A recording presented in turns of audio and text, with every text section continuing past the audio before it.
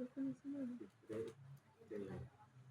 grabando ya. Saludos y bendiciones para todos y todas, especialmente para todos los que están acá en el aula de clase. Amén. Y también para los que nos oyen y nos ven desde las diferentes redes sociales a donde alcanzamos a llegar a través de esta grabación. Estamos acá en el núcleo número 18, vamos a la materia número 3, lo que es Cristología de alta crítica. Esta es la materia número 3, ya que ayer estuvimos socializando la número 2. Nos toca entonces continuar con esta hermosa bendición. Vamos a estudiar un poco acerca de la persona de Jesús. Sin embargo, vamos a comenzar de atrás para adelante.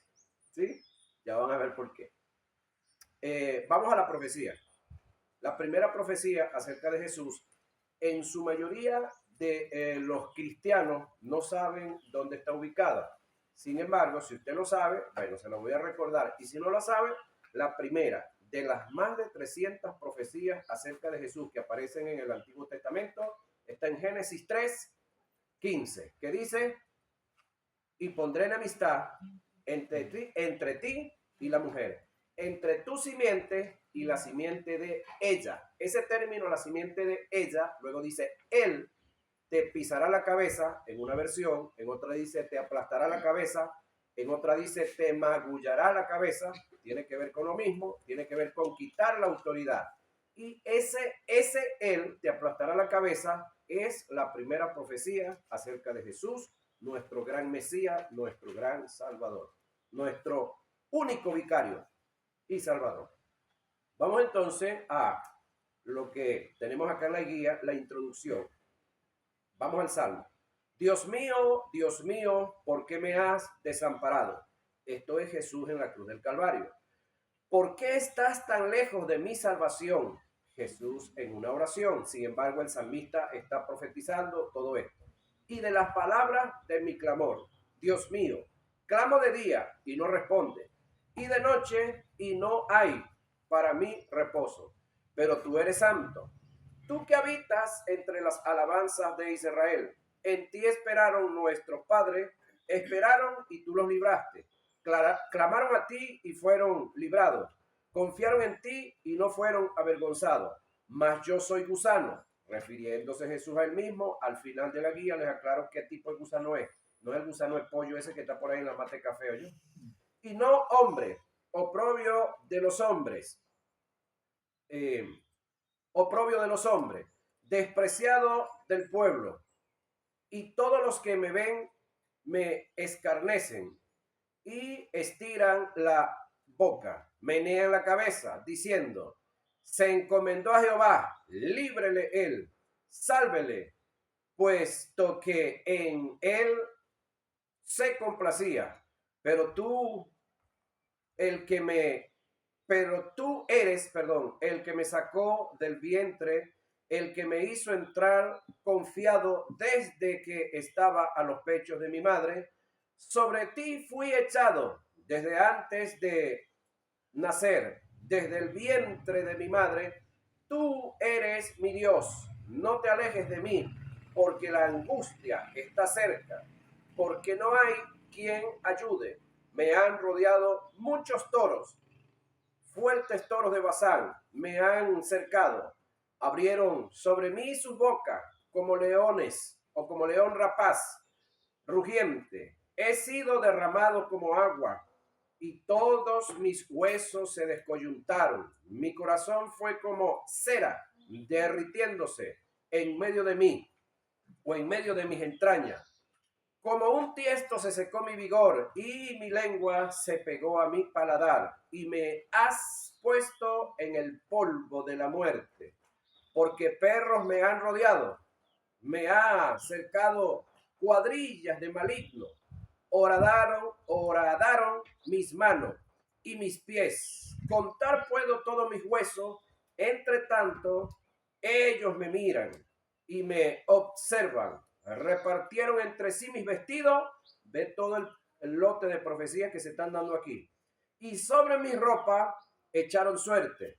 Mas tú, Jehová, no te alejes, fortaleza mía, apresúrate a socorrerme.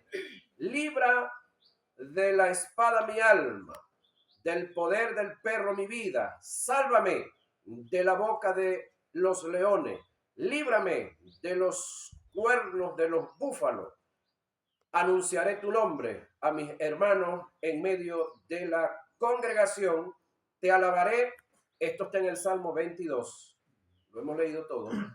1 al 22. Lo que se conoce como un salmo mesiánico. Lo que tiene que ver con parte de las profecías que se dieron en Jesús en la cruz del Calvario.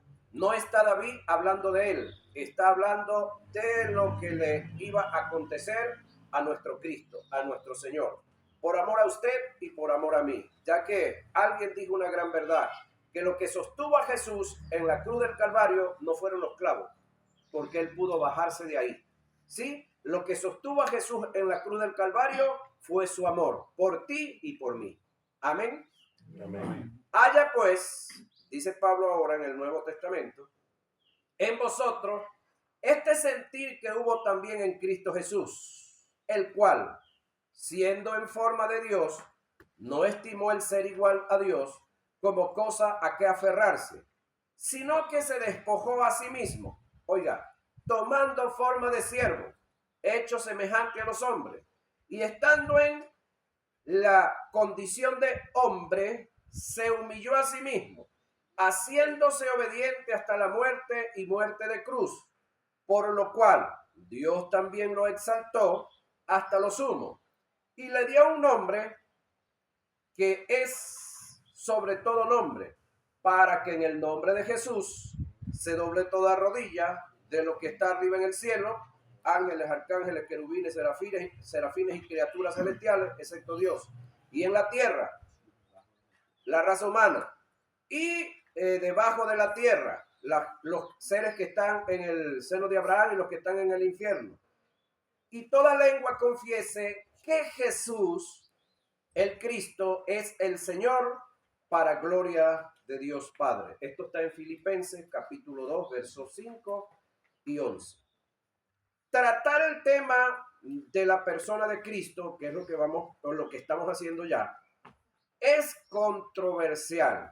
Oiga esto, hasta el punto que podemos compartir una conversación con cualquier tipo de secta o religión concerniente a Dios Padre y estaremos de acuerdo, pero nunca concordamos cuando se relaciona al teantropo. ¿Quién es el teantropo?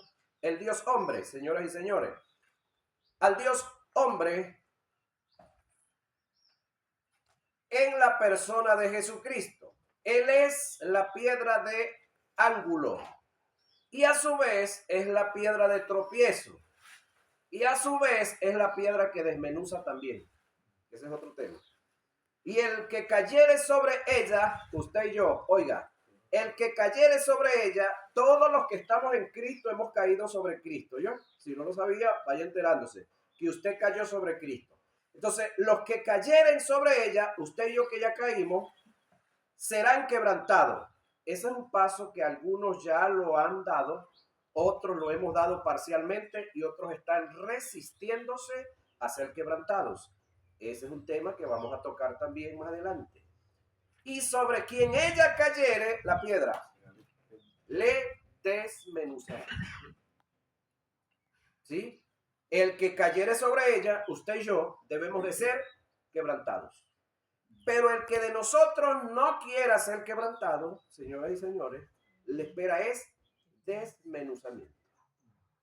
Ahora, eso está en Mateo 21, 44.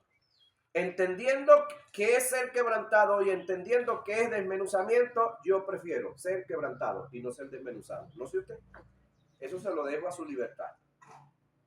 En la historia de la iglesia siempre ha estado presente explícita o implícitamente la pregunta que él mismo Jesús dirigió a sus discípulos. ¿Quién dicen los hombres que soy yo? Un día le preguntó por allá a sus discípulos y cada uno dio su versión. Sin embargo, me llama la atención el que Jesús haya preguntado sobre qué dicen la gente acerca de él. Ahora, no sé si usted se pregunta eso también.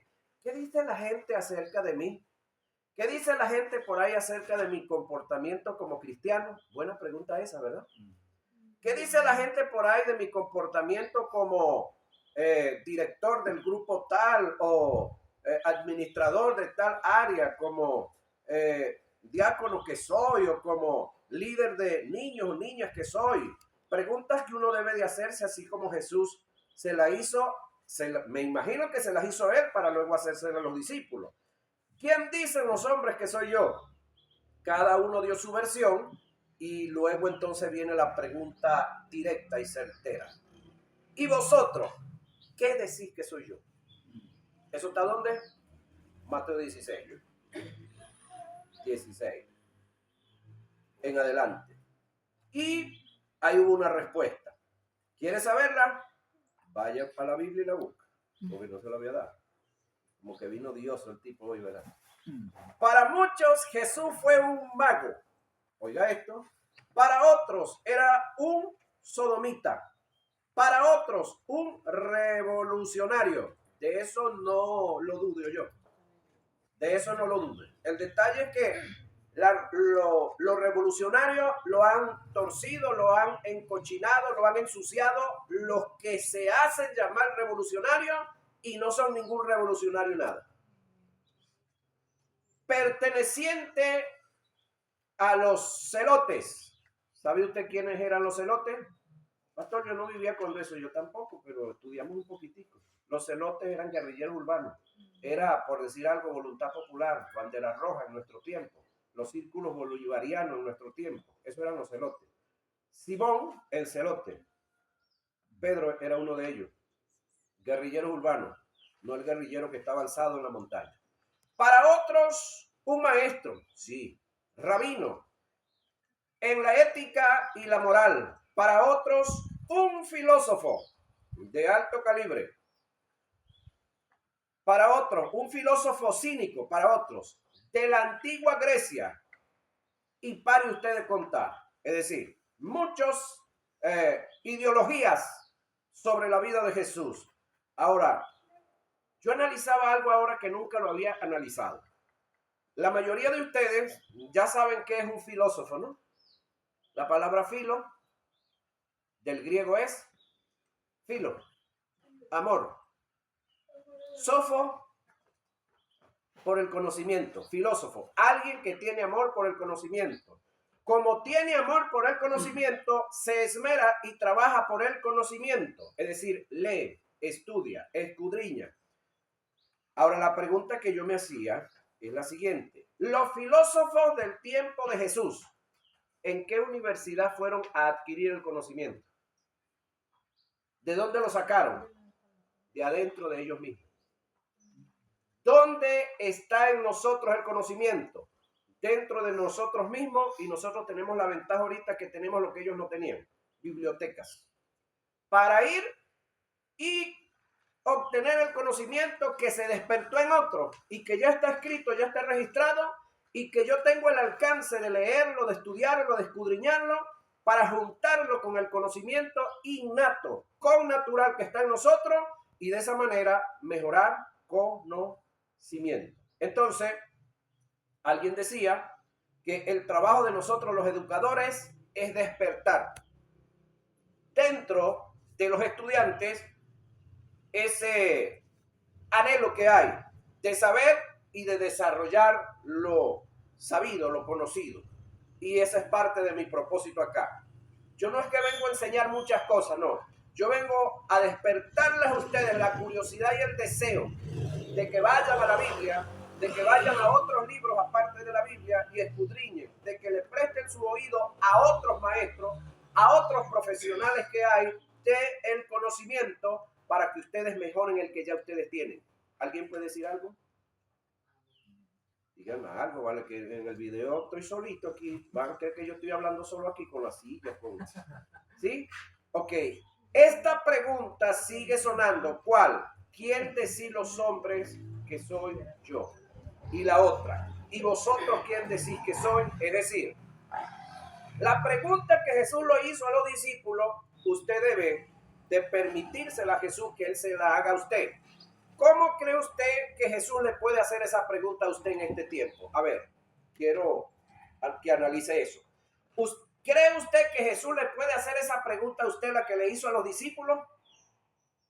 ¿Quién dicen los hombres que soy yo? ¿Cree usted que Jesús, ahorita, a esta altura de la vida, le puede hacer esa pregunta a usted?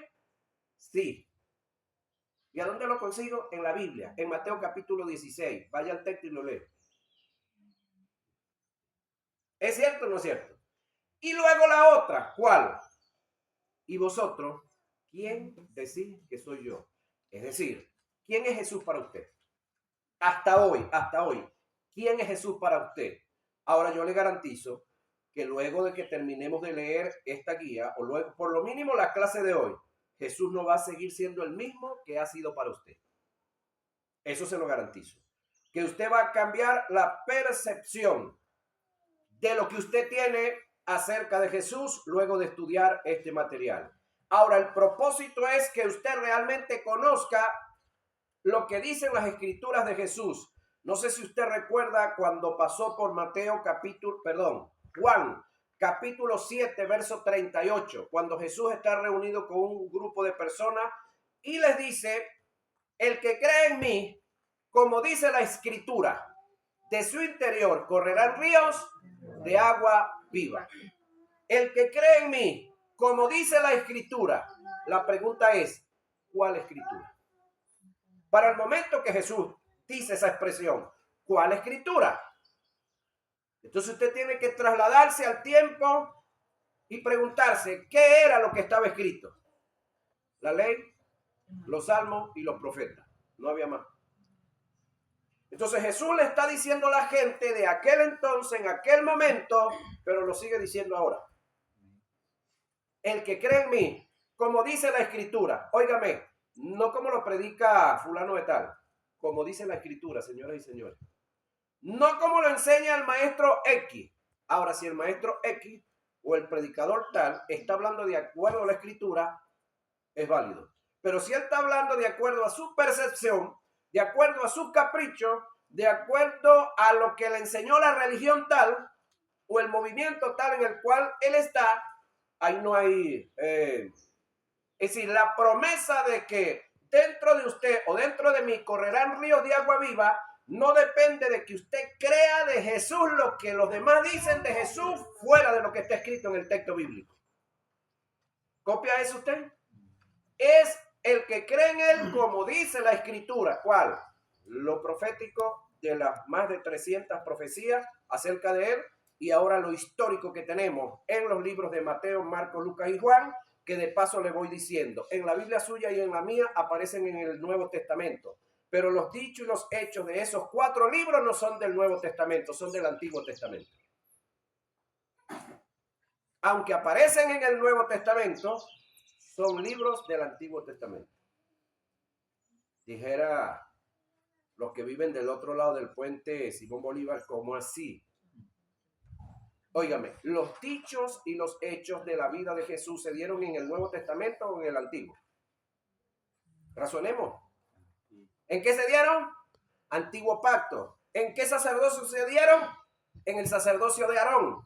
El sacerdocio de Aarón es Antiguo Testamento. El sacerdocio nuevo, el gran sumo sacerdocio en el cual fue levantado Jesús bajo el orden de Melquisedec, marca la división Antiguo y Nuevo Testamento. Por lo tanto, el Nuevo Testamento comienza con la resurrección de Jesús. Toda la vida de Jesús, su nacimiento, su niñez, que lo vamos a revisar, y el desarrollo de su ministerio se dieron en el sacerdocio de Aarón, Antiguo Testamento. El Nuevo Testamento comienza entonces de la resurrección de Jesús para acá.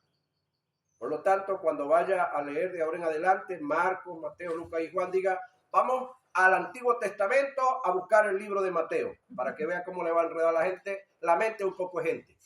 ¿Pero es una realidad o no es una realidad?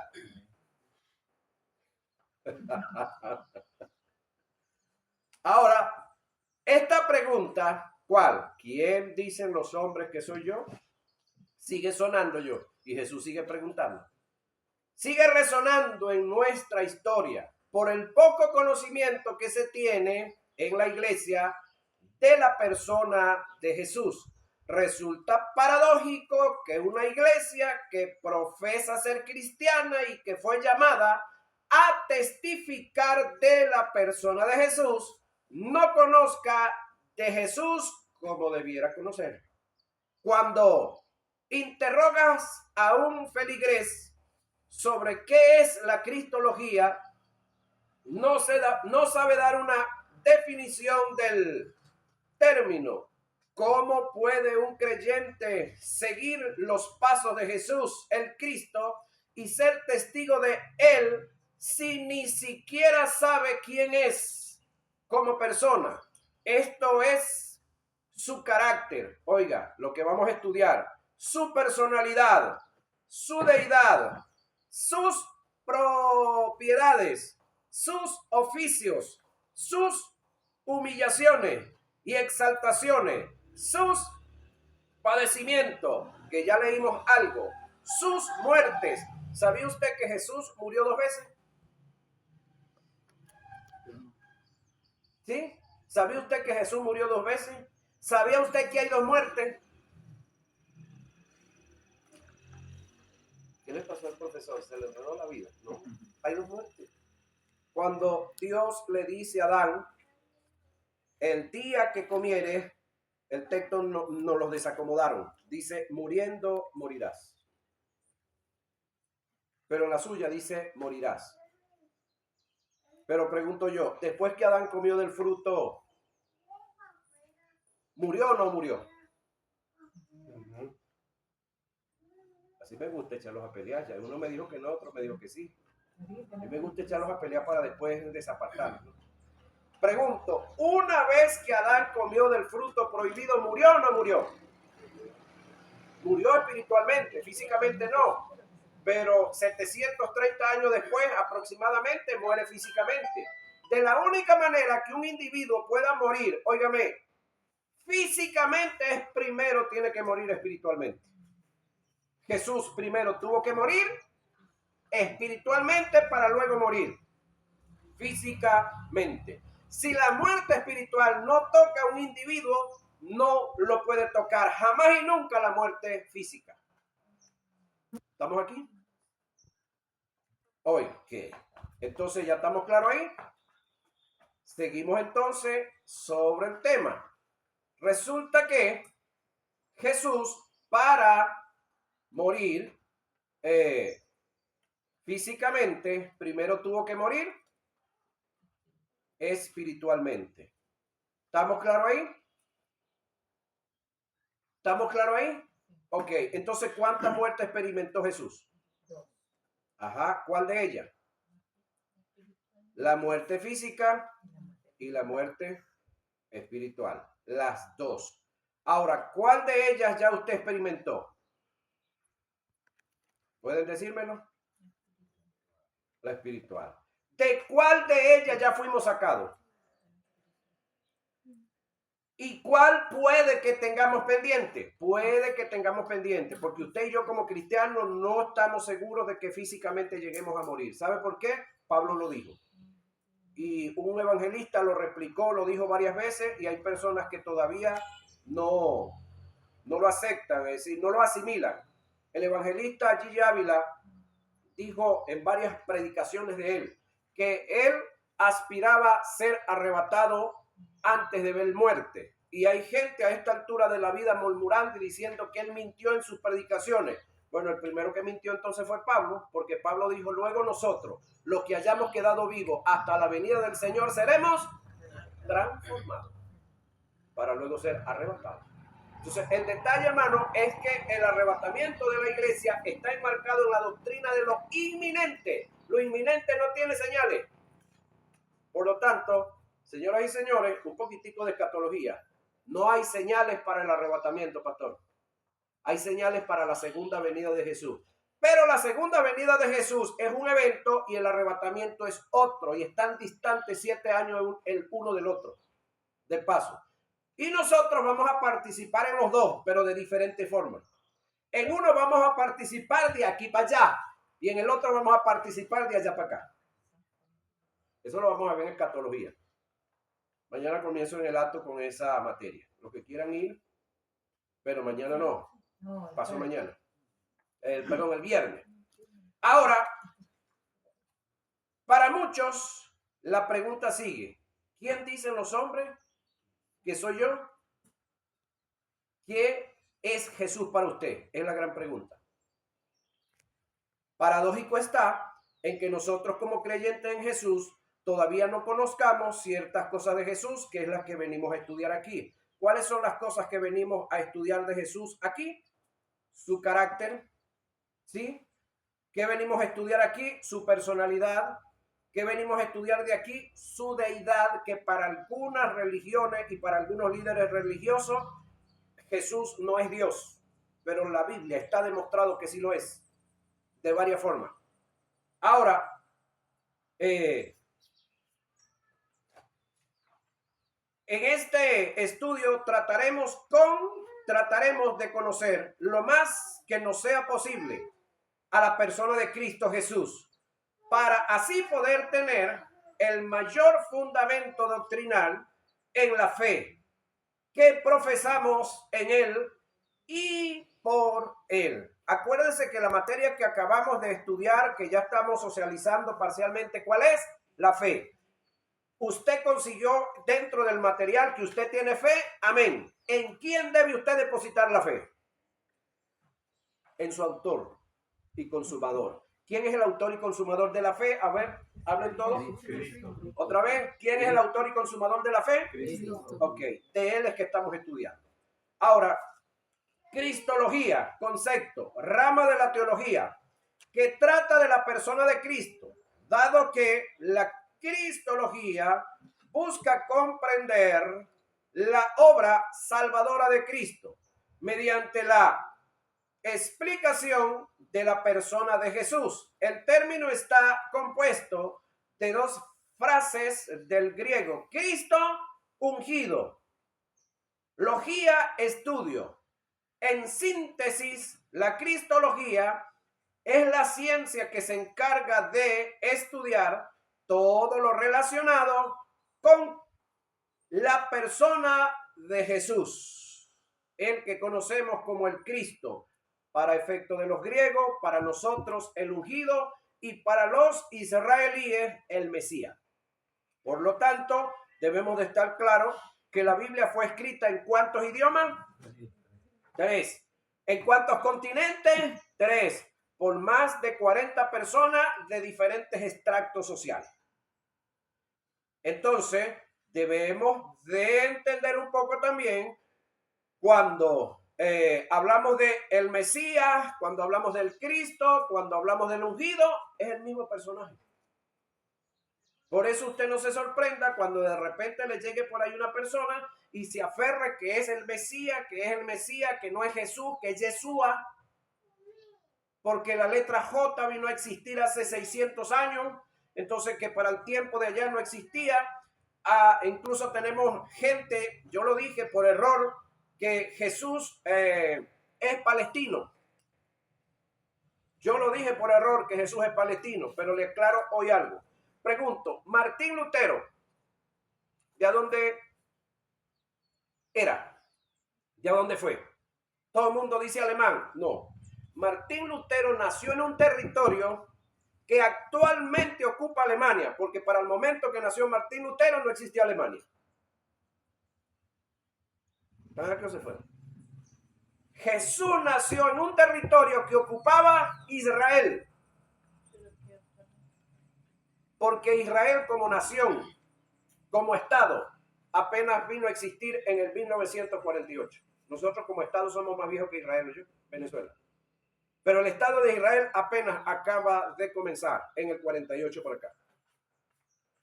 Pero Jesús nació en un territorio del pueblo, de la nación, pero en un territorio, nación que ocupó Israel. Pero acuérdense que en el año 70 después de Cristo Israel fue destruida en su totalidad. Trataron de reunificarse y en el 125 intentaron reunificarse nuevamente y los romanos le pasaron la planadora, los acabaron nuevamente. Y de ahí en adelante le quitaron el nombre a ese territorio que había tenido varios nombres, porque los mismos judíos ellos se dividieron después de Salomón.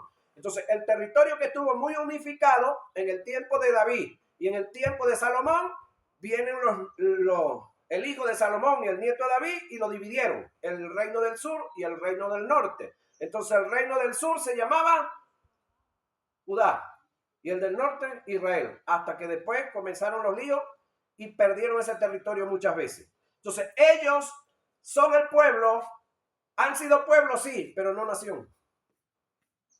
Pero del 125 después de Roma para acá le colocaron el nombre Palestina.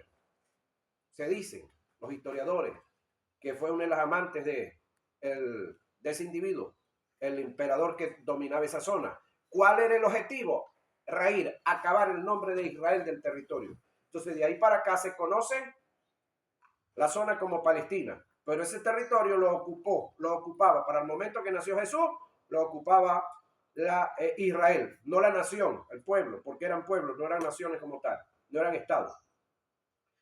Ahora, el tema, Jesús es el tema central en el texto sagrado. Es más, Jesús, escúcheme, es la columna vertebral de toda la Biblia, si usted no lo sabía. Desde el Antiguo hasta el Nuevo. Es el centro, el epicentro de todo.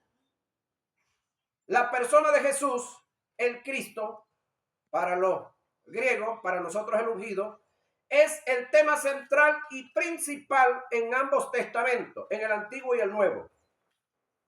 Él es quien le da sentido, vida y cumplimiento a la inspiración del texto sagrado. En Jesús se cumplen más de 300 profecías registradas en el Antiguo Testamento. Tales profecías se cumplieron en la vida de Jesús, en su humanidad y en su divinidad. Jesús, en mucho de su discurso, dio testimonio del cumplimiento de la profecía mesiánica que hacían referencia a él. Al leer la profecía, Isaías dice lo siguiente, 61:1. En una sinagoga, Jesús está hablando de Nazaret, le dio cumplimiento a una de las profecías y a su vez testificó. Dicho cumplimiento dijo, hoy está cumpliéndose ante vosotros esta escritura. ¿Dónde está eso, pastor? Lucas 4:21. Léanlo y busquen. Jesús leyó del profeta Isaías y de paso hizo un cambio. Porque cuando Jesús está leyendo lo que Isaías escribió, al final de la lectura de Isaías dice año de venganza. Y Jesús cambió el sentido y dijo año agradable. Ya va. ¿Año de venganza o agradable? Pregunto, ¿la venganza es agradable? Para el que se está vengando, sí. Pero para el que se está vengando, que tiene el corazón duro, corazón de piedra, pero para el que se está vengando, que hay amor, no es dura. Ahora, Jesús cambia porque la ley estaba llegando a su fin. El término fin con dos objetivos, aunque escrito igual. Fin, final. Y fin, objetivo. A los fariseos que rehusaron creer en él, les dice, escudriñad las escrituras, ya que en ellas esperáis tener la vida eterna. Ellas testifican de mí. ¿Cuáles? Las escrituras. ¿Qué era lo que había? Ley, salmos y profetas. Juan 5:39, está ese texto. El evangelista Mateo se propone en sus escritos demostrar que Jesús es el Mesías, basándose en la profecía del Antiguo Testamento, profecía que anuncian de antemano a Jesucristo ciertos y miles de años, o cientos y miles de años atrás, desde el punto de vista estadístico, humanamente hablando, hablando, la probabilidad del cumplimiento de esta profecía es casi inseguro, por lo que da a entender que hubo una intervención divina tanto en lo que está escrito de lo que los profetas escribieron en diferentes épocas, lugares, culturas, como en el cumplimiento que le dio Jesús a la escritura en su humanidad, en el desarrollo de su ministerio mesiánico. Todas estas profecías se cumplieron al pie de la letra por una intervención divina. Vamos a tomar una pequeña muestra de esta profecía que nos resultan más familiares en los que se refiere a los grandes momentos de la vida. Descendiente de la tribu de Judá. Por eso se le conoce como el león de Judá. ¿Dónde está eso? Génesis capítulo 49, verso 10. El cetro no se apartará de Judá, ni el bastón de mando de entre sus piernas, hasta que llegue aquel, oiga, a quien le pertenece y a quien los pueblos deben obediencia. Eso es Génesis. Lucas 3:33. Nazón, hijo de Aminadab, hijo de Ademín, hijo de Arnín, hijo de Erson, hijo de Fared, y Fared, hijo de Judá. Eso es Lucas 3:33.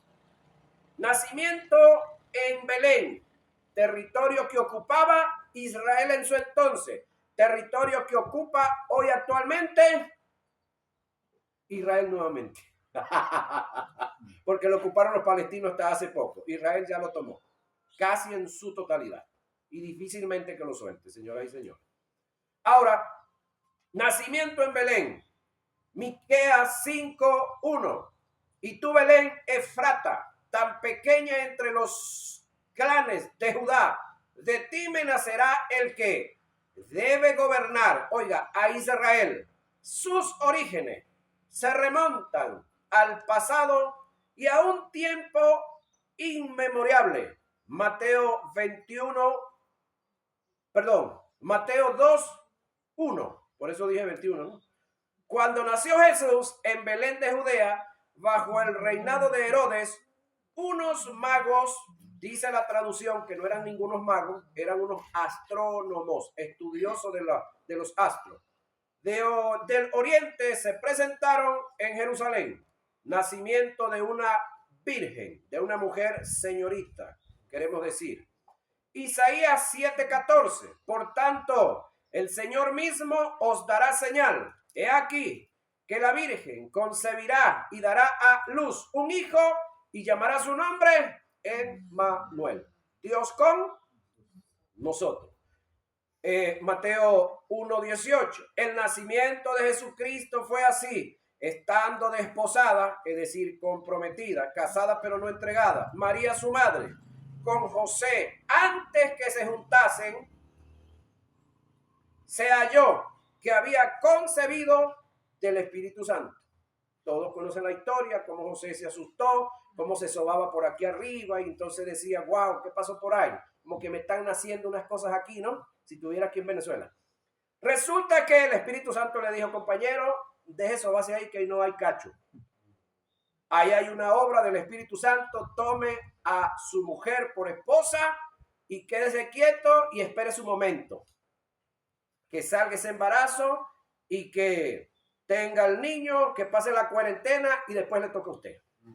Después de eso, 4 muchachos más y por lo mínimo 2 hembras, de acuerdo a lo que está escrito en la palabra. Ahora, todo eso lo sabemos nosotros. Luego entonces viene la matanza de los niños en Belén. Jeremías 31:15. Oiga lo que dice. Así habrá Perdón, así habla el Señor. Escucha en Rama, se oye lamento, llanto de amargura. Wow. Es Raquel que llora a sus hijos. Ella no quiere ser consolada porque ya no existen, es decir, se los mataron. Eso se cumple en Mateo 2:16. Herodes entonces, cuando se vio burlado por los astrónomos, se enojó mucho y mandó a matar a todos los niños menores de 2 años que habían en Belén y en todos sus alrededores, conforme al tiempo que habían adquirido de los magos. ¿Cuántos años? ¿Niños de qué edad? 2 años para abajo. ¿Por qué de 2 años para abajo? Porque de acuerdo a lo que se había investigado, de acuerdo a lo que se había estudiado, Jesús para ese momento ya tenía 2 añitos de edad. Por lo tanto, los sabios, los reyes que vinieron del oriente llegaron fue a la casa donde vivía Jesús. Ellos no vieron al niño como nos lo presenta Hollywood y la Iglesia Católica. Ellos no vieron al niño en el pesebre.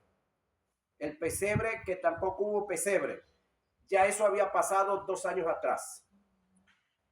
Entonces, esto es estudiar la cristología. Bendiciones. Nos vemos en nuestra próxima clase.